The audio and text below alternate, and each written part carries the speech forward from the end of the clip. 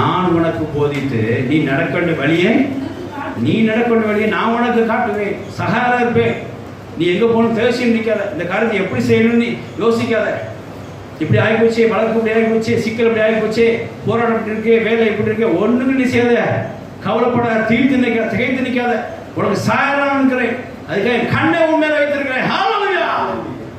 நீ எங்க போறன்னு எனக்கு தெரியும், நீ எங்க திகைச்சிட்டீங்கன்னு தெரியும், எந்த ஸ்டெப்பு ஒன்றா வைக்க முடியாது எனக்கு தெரியும். நீ நடக்க வேண்டிய வழியை நான் உனக்கு காட்ட முடியாது. ஆலோசனை கத்தரா கூட இருந்து உனக்கு சகாயம் பண்ண சொல்லி கத்த சொல்றது. ஆமென். ஹல்லேலூயா. வாசிக்கலாம்.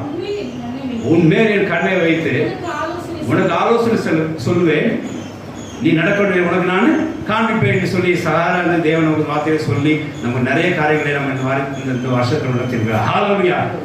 என்ன செய்யணும் ஆலோசனை கிடைக்காம வந்திருப்போம், இது எப்படி சமாளிக்கிற ஆலோசனை வந்திருப்போம். கர்த்தர் நமக்கு என்ன செஞ்சிருக்கிறார், அங்கே ஆலோசனை கர்த்தரா வெளிப்பட்டு விசேஷமாய் சகாயராக இருந்து